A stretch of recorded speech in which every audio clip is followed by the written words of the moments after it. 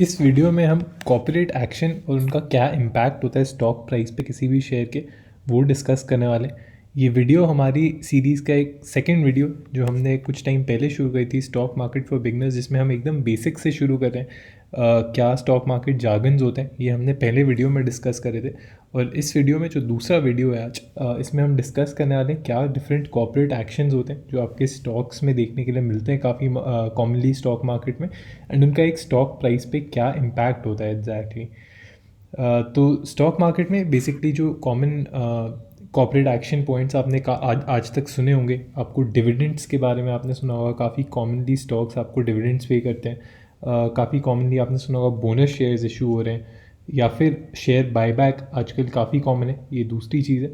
साथ ही साथ काफ़ी बार आपने सुना होगा कंपनी या तो राइट्स इशू कर रही हैं या स्टॉक स्प्लिट कर रही हैं अपना। तो ये सारी चीज़ें काफ़ी कॉमनली आपने मार्केट में आज तक सुनी होंगी। एंड इस वीडियो में हम यही सारी चीज़ें काफ़ी डेप्थ में डिस्कस करना वाले हैं कि क्या बेसिकली इनका इम्पैक्ट हो सकता है एक शेयर के प्राइस पे, एंड क्या एज एन इन्वेस्टर आपको इनसे किस हिसाब से आपके पोर्टफोलियो पे इनका इम्पैक्ट रहेगा। तो सबसे कॉमन जो चीज़ होती है एंड जो काफ़ी इन्वेस्टर फेवरेट भी होती है वो डिविडेंड्स होती है। काफ़ी स्टॉक्स आपको काफ़ी फ्रीक्वेंटली आपने सुना होगा कि डिविडेंड पे करते हैं।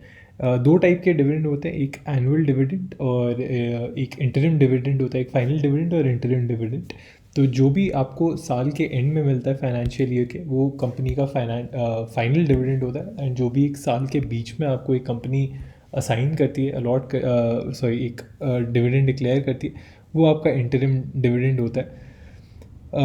बेसिकली आपको डिविडेंड की जब भी बात होती है तो आपको देखना चाहिए कि ज़रूरी नहीं है कि कंपनी अपने प्रॉफिट से ही आपको हर बार डिविडेंड दे, बट काफ़ी बार आपको एक जो प्रॉफिटेबल कंपनीज़ होती हैं आपको मल्टीपल टाइम साल में एक डिविडेंड देते हुए दिखती है अपने प्रॉफिट से। तो आइडिया ये होता है कि क्योंकि उनका बहुत प्रॉफिटेबल ईयर है और उन्होंने काफ़ी ज़्यादा अच्छे से कमाई करी है इस क्वार्टर में या साल में, तो उसका एक प्रॉफिट का एक सर्टेन हिस्सा वो अपने शेयर होल्डर्स को वापस डिस्ट्रीब्यूट करते हैं। तो 4 डेट्स होती हैं जो आपको डिविडेंड के पर्सपेक्टिव से ध्यान में रखनी चाहिए। पहली चीज़ होती है डिविडेंड डिक्लेरेशन डेट। ये वो डेट होती है जिस दिन बेसिकली जब मार्केट में ये अनाउंस करती है कंपनी, या कंपनी का जो बोर्ड होता है वो अप्रूव करता है कि हम बेसिकली जितने भी हमारे शेयर होल्डर्स हैं एक पर्टिकुलर डेट पे, उनको हम डिविडेंड दे के रिवॉर्ड करना चाहते हैं क्योंकि उन्होंने हमारी कंपनी में इन्वेस्ट किया है। तो जिस दिन बेसिकली कंपनी का बोर्ड अप्रूव करता है उसे डिविडेंड डिक्लेरेशन डेट कहते हैं। नेक्स्ट डेट जो काफ़ी इंपॉर्टेंट डेट होती है वो एक्स डिविडेंड डेट होती है। एक्स डिविडेंड डेट वो होती है जिस दिन बेसिकली जिससे पहले आपने अगर उस शेयर को होल्ड करा हुआ है अपने पोर्टफोलियो में तो आपको उसमें डिविडेंड मिलेगा। तो एक्स डिविडेंड डेट इसलिए इंपॉर्टेंट होती है क्योंकि साल में पूरे ही साल बेसिकली किसी भी स्टॉक में आपको ट्रेडिंग चलते हुए दिखेगी, कोई बेचेगा कोई ख़रीदेगा। तो इसलिए अगर कंपनी को जब डिसाइड करना होता है कि यार हम किसको बेसिकली डिविडेंड देंगे, अपने किस किस शेयर होल्डर को डिविडेंड देंगे, तो वो डिसाइड करने के लिए, फाइनलाइज करने के लिए वो एक डेट डिसाइड करते हैं जिसका नाम होता है एक्स डिविडेंड डेट।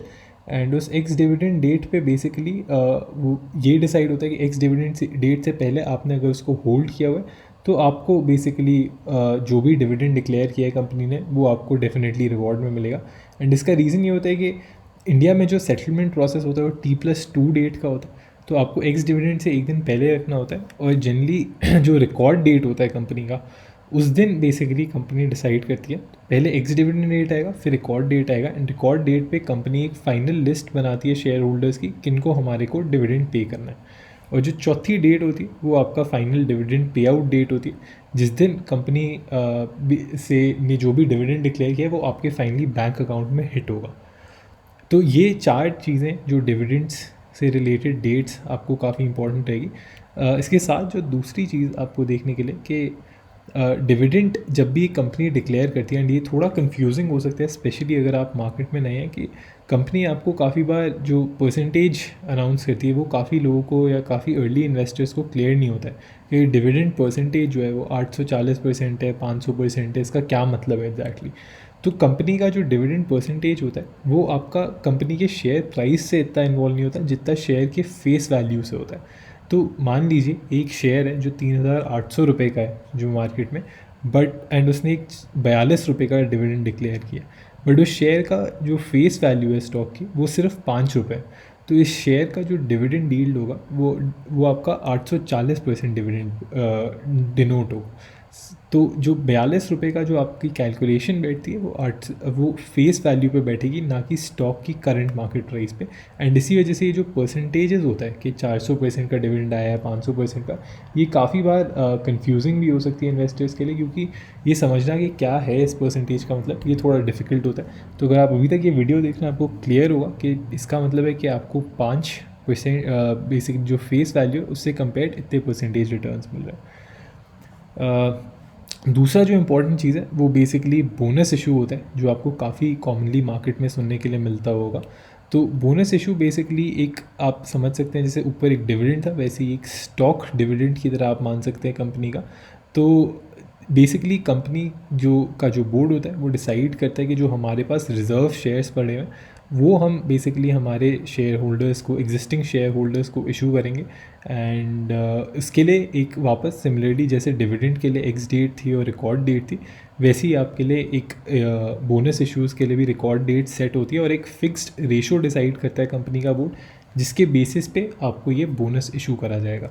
तो लेट से अगर कंपनी ने एक बेसिकली रेशो डिसाइड किया है 5:1 का, तो इसका मतलब है कि जो भी शेयर होल्डर उसको 5 बोनस शेयर मिलेंगे for every single share that he holds in his account.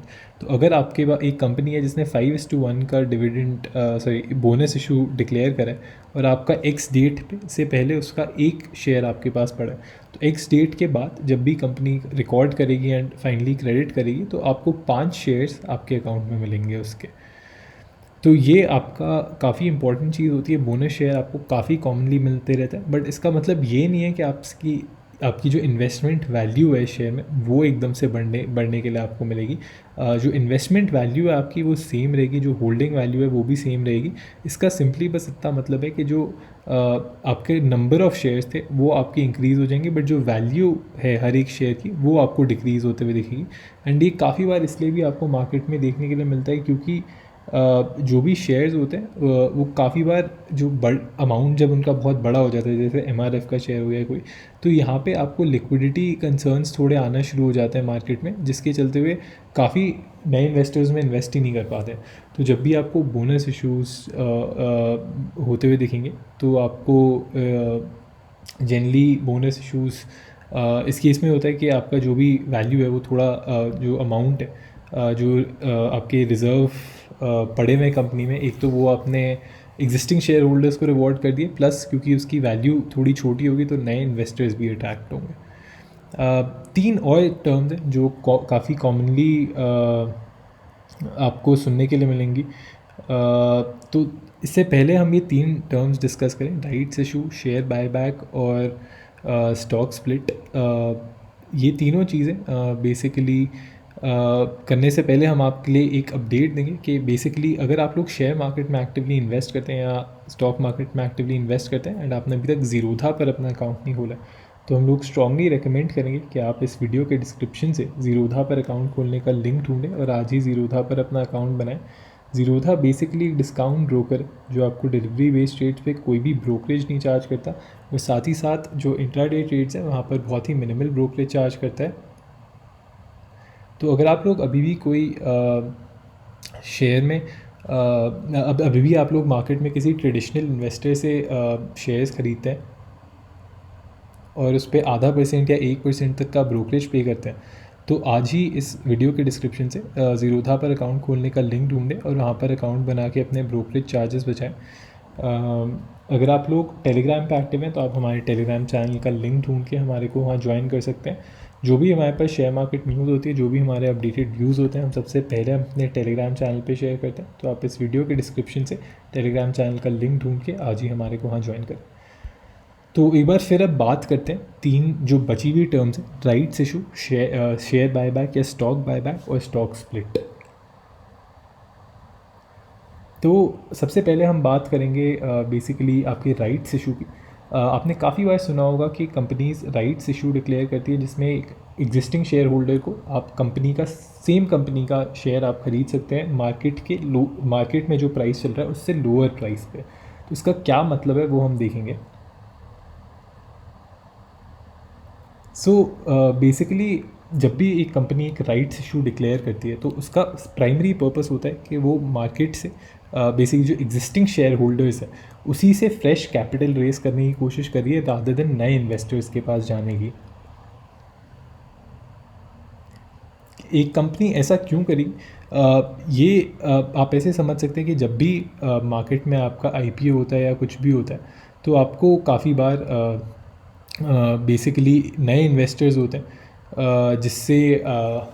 जिससे आपको कैपिटल रेज करना पड़ता है। बट क्योंकि आपको एक एग्जिस्टिंग शेयर होल्डर्स हैं जो जिनका आप में ज़्यादा फेथ है तो आप उनको पहले अपॉर्चुनिटी देते हैं कि अगर आप ही हमारे में वापस इन्वेस्ट करना चाहते हैं तो हम आपको थोड़े नए शेयर्स इशू करेंगे एंड जो मार्केट प्राइस चल रहा है उससे थोड़े कम प्राइस पे इशू करेंगे। तो इस केस में क्या होता है कि जैसे बोनस इशू का हमने डिस्कस किया था कि कंपनी फिक्स डेट डिस्क्राइब कर देती है और एक रेशो असाइन कर देती है, सिमिलरली राइट्स के केस में आपको एक इशू असाइन होगा, इशू डेट असाइन होती है एंड एक इशू रेशो डिसाइड होता है जिसके बेसिस पे आपको एक राइट्स मिलेंगे।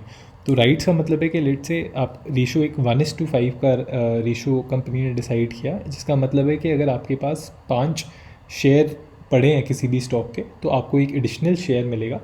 एंड लेट से कंपनी का मार्केट प्राइस उस शेयर का चल रहा है अभी 1200 रुपये और कंपनी ने राइट्स का प्राइस सेट किया 700 रुपये।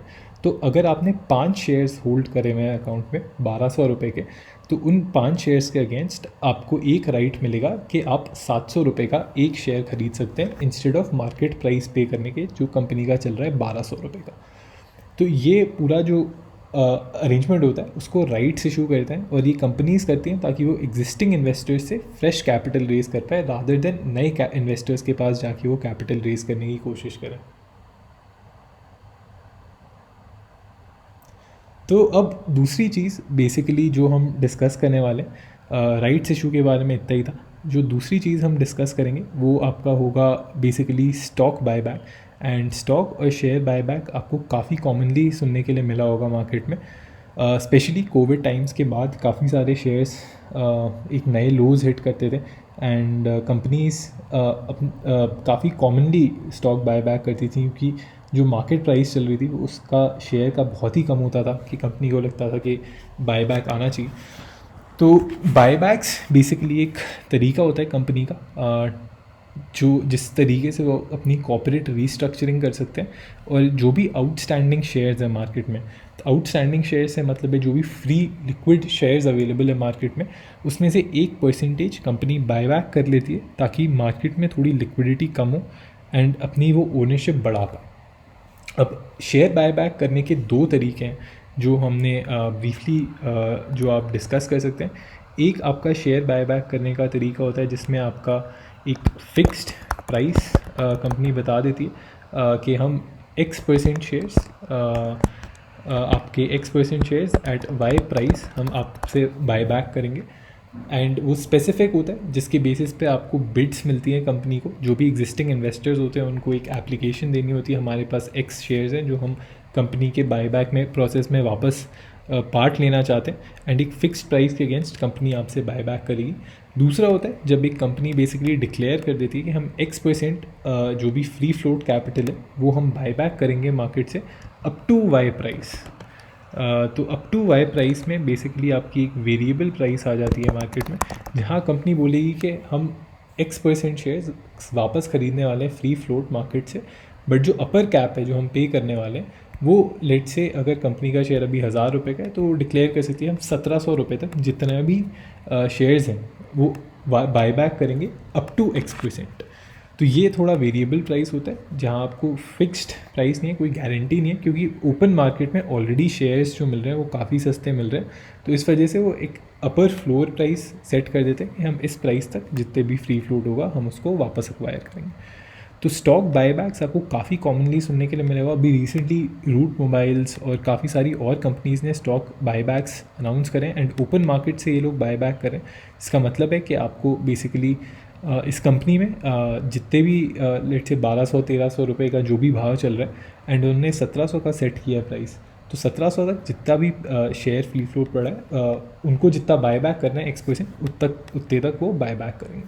कुछ टाइम पहले आपने TCS का बायबैक सुना था, जिसमें उन्होंने एक फिक्स्ड प्राइस दी थी, जिसमें जो भी एग्जिस्टिंग शेयर होल्डर्स थे उनके पास एक लेटर आया होगा कि आप अप्लाई कर सकते हैं बायबैक में, एंड उस फिक्स्ड प्राइस पे ही कंपनी आपसे बायबैक करेगी शेयर्स। तो ये दो तरीके के बायबैक होते हैं, एंड ये करती क्यों है कंपनीज? इसका रीज़न है कि बेसिकली पहली चीज़ है कि आपको जैसे ही हमने डिस्कस किया था, अगर फॉलिंग मार्केट है तो आपको अगर प्राइस फॉल होने से अरेस्ट करना है उसको, तो आप बायबैक अनाउंस कर सकते हैं। दूसरा रीज़न ये होता है कि आपके जो भी फ्री फ्लोट शेयर्स हैं, अगर आपको उसमें से थोड़ा बायबैक कर लेते हैं तो जो आपका प्रॉफिट पर शेयर है या EPS जो होता है, अर्निंग पर शेयर, वो इंक्रीज़ होगी। और तीसरी चीज़ होती है कि अगर कभी प्रमोटर्स का बेसिकली ओनरशिप कम हो जाती है तो एक तो मार्केट का कॉन्फिडेंस थोड़ा इरोड होता है, प्लस जो चांसेस होते हैं कि कोई और कंपनी अगर आपका को टेक ओवर करना चाहती है तो वो थोड़े बढ़ जाते हैं। तो इन दोनों चीज़ों को प्रिवेंट करने के लिए, एक तो मार्केट में आप अपना कॉन्फिडेंस थोड़ा एग्जिस्टिंग इन्वेस्टर्स के साथ बूस्ट करने के लिए, प्लस हॉस्टाइल टेक ओवर्स को प्रिवेंट करने के लिए कंपनीज काफ़ी बायबैक करती हैं, ताकि उनका बेसिकली जो होल्डिंग है वो उस शेयर में बढ़ जाए वापस। जो आखिरी चीज़ है कॉर्पोरेट एक्शन, जो काफ़ी कॉमनली सुनने के लिए मिलता है, वो होता है स्टॉक स्प्लिट। स्टॉक स्प्लिट वापस काफ़ी कॉमनली आपने सुना होगा, एंड काफ़ी कंपनीज करती हैं स्टॉक स्प्लिट। और इसका बेसिकली मतलब होता है कि जो भी फेस वैल्यू आपने देखा है जिसके बेसिस पे डिविडेंड यील्ड कैलकुलेट होती है, ये आपकी फेस वैल्यू के अलॉन्ग स्टॉक आपको स्प्लिट होते हुए दिखेगा शेयर का। एंड कुछ फिक्स नहीं होता, काफ़ी बार 1:2 के रेशो में स्टॉक स्प्लिट होगा, काफ़ी बार 1:5 के रेशो में भी होते हुए दिख सकता है। कंपनी सेट करती है एक स्टॉक स्प्लिट रेशो, जिसके बेसिस पे आपके नंबर ऑफ स्टॉक्स जो एक एग्जिस्टिंग इन्वेस्टर है वो आपके बढ़ते हुए दिखेंगे आपको, बट जो वैल्यू होगी वो वापस आपकी सेम रहेगी, बस जो आपका फेस वैल्यू होता है स्टॉक का वो आपको डिक्रीज होते हुए दिखेगा। तो फॉर इंस्टेंस एक शेयर हो जिसकी फेस वैल्यू 10 रुपये की है, एंड वो कंपनी स्टॉक स्प्लिट अनाउंस करती है 1:2 के रेशो में, तो इसका मतलब है कि जो नया फेस वैल्यू होगा इस शेयर का वो 5 रुपये का होगा, और जो एक एग्जिस्टिंग इन्वेस्टर के पास शेयर्स थे वो आपको डबल होते हुए दिखेंगे। तो अगर आपके पास पहले एक शेयर था जिसकी वैल्यू लेट से 3,000 थी बट फेस वैल्यू 10 रुपये थी, स्टॉक स्प्लिट के पास आपके पास 2 शेयर होंगे जिनकी फेस वैल्यू 5-5 रुपये होगी, और इंडिविजुअल स्टॉक का जो वैल्यू होगा वो CMP जो होगी स्टॉक स्प्लिट के बाद आधी हो जाएगी, तो आपकी इन्वेस्टमेंट वैल्यू सेम ही रहेगी। तो ये 5 common terminologies, basically 5 common corporate actions हैं जो आपको काफ़ी कॉमनली स्टॉक मार्केट में देखने के लिए मिलते हैं, एंड ये सारी चीज़ें आपको काफ़ी एज एन इन्वेस्टर जानना काफ़ी आपके लिए इंपॉर्टेंट रहेंगी कि इससे आपकी वेल्थ किस तरीके से इम्पैक्ट होती है, या ये करने के पीछे एग्जैक्टली कंपनी का क्या रीज़न है। डिविडेंड यील्ड काफ़ी कॉमन चीज़ है जो आप एज एन इन्वेस्टर आप देखेंगे, एंड सिमिलरली जो स्टॉक बायबैक है ये भी काफ़ी कंफर्ट देता है एग्जिस्टिंग इन्वेस्टर्स को, क्योंकि जब भी फॉलिंग प्राइस होती है किसी भी शेयर की, वो अरेस्ट काफ़ी जल्दी होती है।